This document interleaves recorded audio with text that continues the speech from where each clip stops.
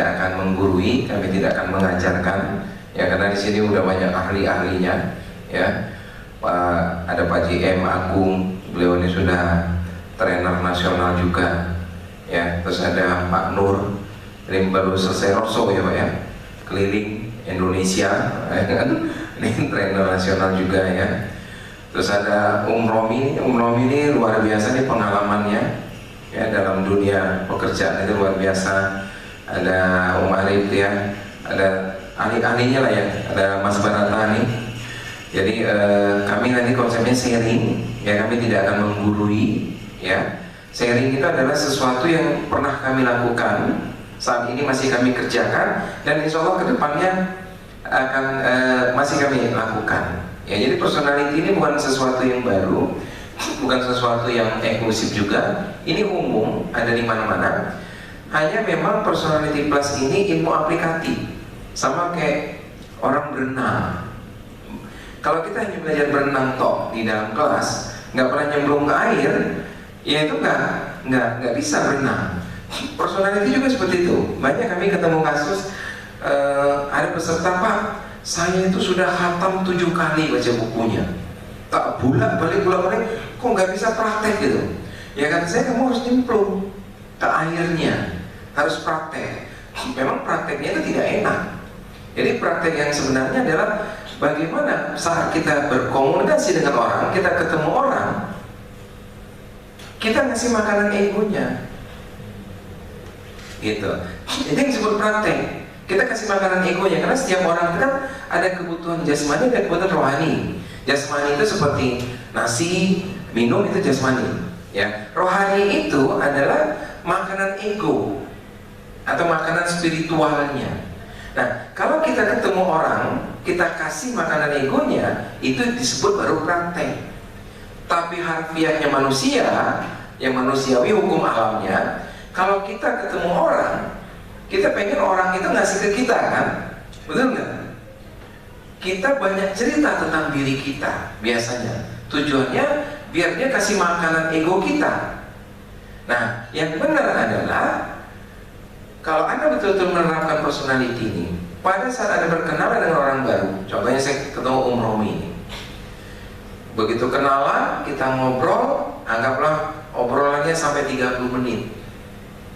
Yang benar adalah kalau Anda praktek, pada saat mau pamitan, gestur tubuh dia itu menahan Anda. Gestur tubuh, oh jangan dulu, gue lagi asik nih ngobrol sama lo. Nah, gimana itu bisa terjadi kalau makanan egonya kita kasih? Jadi saya kadang-kadang ketemu orang di mana, kenalan gitu kan, ngobrol malam ngidul. Saya sudah tahu dia dari A sampai Z-nya, si orang ini. Tapi begitu dia bisa, dia WA saya, Pak, tadi saya lupa, Bapak kerjanya apa ya? Dia nggak tahu siapa saya. Ya itu baru benar. Jadi gimana rahasianya? Cuma di sini rahasianya, di kuping. Kita mau ngasih kuping kita nggak? Apa kita kasih mulut kita? Nah, jadi yang disebut praktek ini Mbak Bibi, ini perubahannya udah luar biasa. Ya, beliau ini sudah 16 kali ikut workshop ini. Ya, jadi untuk teman-teman nanti yang sudah pernah ikut, apabila ngikut lagi refresh, itu sudah free of charge, udah nggak berbayar lagi, hanya bayar konsumsi saja. Ya, kalau umumnya mau total zero budget, mungkin konsumsi juga bisa bawa sendiri, bawa bekal gitu. Karena ada kemarin peserta, karena memang keuangannya dia nggak memadai, dia bawa bekal. Jadi pada saat last dia di musola seperti itu, boleh juga seperti itu. Jadi betul-betul free of charge, ya, sampai kapanpun, selagi Anda kuat ngikutinnya, ya kan? Tapi insya Allah setiap workshop minimal ada sesuatu yang baru yang Anda dapatkan. Jadi boleh nanti refresh diulang-ulang. Nah, target kita adalah seperti itu. Jadi bagaimana Anda cepat menguasai personality plus ini? Dengan cara setiap berinteraksi dengan manusia, Anda kasih makanan egonya. Nah, permasalahannya makanan ego itu beda-beda. Makanan ego itu, yang sanguin beda dengan yang koleris, yang pragmatis dengan melankolis berbeda. Intonasi bicara pun pada saat kita berinteraksi dengan mereka harus menyesuaikan dengan karakter mereka. Nah, pertanyaannya, gimana saya bisa tahu Ini orangnya tipe apa, makanan egonya apa. Nah ini yang akan nanti kita ulas, kita pelajari ya. Target kita meningkatkan kualitas diri. Maksudnya meningkatkan kualitas diri, kalau sekarang Anda ada di level 7 atau Anda ada di level 9 mungkin, bagaimana dengan Anda mengetahui personality plus ini, Anda minimal di-upgrade, upgrade your potential. Jadi potensialnya itu tambah naik gitu. Ambil contoh yang sederhana yang disebut upgrade gitu. Siapa di sini yang punya tanaman singkong di rumahnya? Pak Agung ini banyak berkebun ya. Ada singkong nggak? Nggak ada ya. Tapi Anda tahu singkong ya? Berapa sekilonya? Singkong? Nah, tinggi banget. 2000 sekarang. Singkong 1 kilo. Yang mentah. Baru beli. Sekitar berapa? 4.000 ya. Oke. Siapa yang pernah makan maici? Maici level berapa? 15. Tahu maici? Bahannya apa sih? Harganya berapa? 21. Isinya berapa gram? 100 gram. Apa bedanya dengan yang 4.000?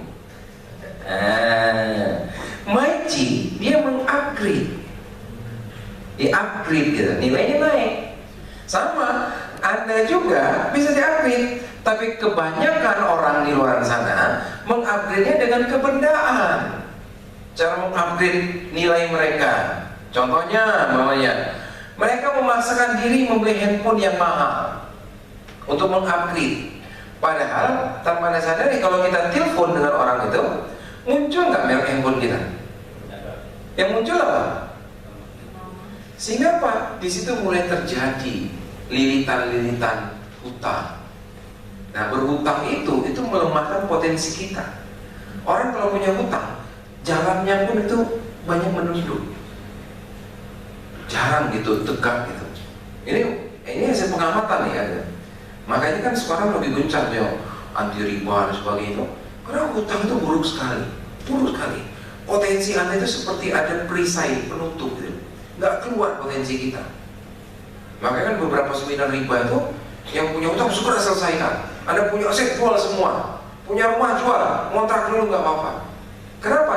Maksudnya biar potensi Anda muncul. Karena di luar sana untuk meningkatkan potensi diri ini caranya keliru. Beli mobil harus yang kok nggak BMW Mercy. Wah, biar kalau begitu dia parkir itu orang pada ya. Ini cara-cara yang kurang tepat menurut saya. Ya kan?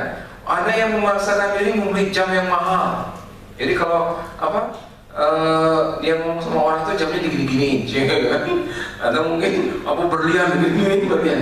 Itu loh di sebelah sana gayanya ya. Nah, itu yang mereka ketahui. Sebetulnya meningkatkan kualitas diri itu bisa dengan personality plus. Tapi kalau teman-teman Buddha meningkatkan potensi mereka itu dengan cara meditasi. Meditasi itu potensinya bisa meningkat. Nah, kalau di Islam itu zikir. Kalau zikirnya setiap habis sholat nggak langsung lari, ya zikir dulu, ya zikir lumayan lama, biasanya 15-20 menit. Yang betul-betul zikir ya, yang lengkap zikirnya, bukan sapu jagat gitu kan ya doanya. Itu meningkatkan kualitas diri juga. Kreativitas itu muncul, ide-ide cemerlang itu muncul. Yang kata orang dapat ilham, dia betul. Kling gitu. Nah, personality plus ini salah satu. Jadi personality plus ini salah satu cara untuk meningkatkan kualitas diri. Hanya salah satu. Banyak cara lain. Tapi kalau dibandingkan dengan meningkatkan kualitas diri dengan cara beli mobil mahal, handphone mahal, semuanya serba mahal, ya kan? Memang sih orang menilai kita lebih, tapi hanya sesaat teman-teman. Hanya sesaat, temporary.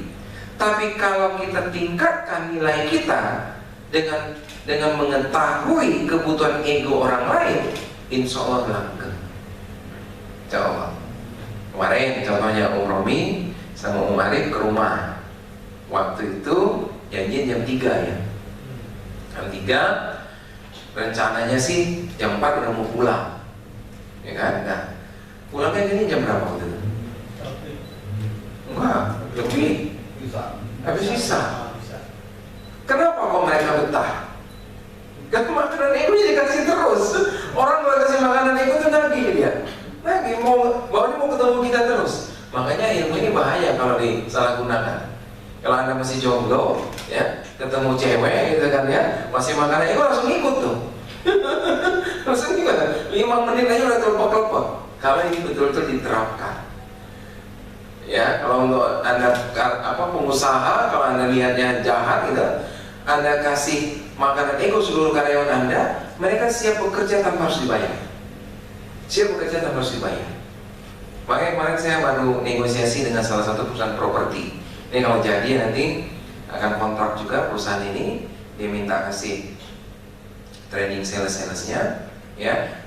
Dia dapat referensi dari beberapa developer tentang Happy Day Training Center. Pertanyaan dia kemarin satu yang dia penasaran gitu. Pak, gimana Pak? Bapak bisa membuat orang mau bekerja secara freelance, tidak digaji. Jadi ada satu developer di Jogja waktu itu pakai jasa kami, ya kan? Dia pengen banyak marketing.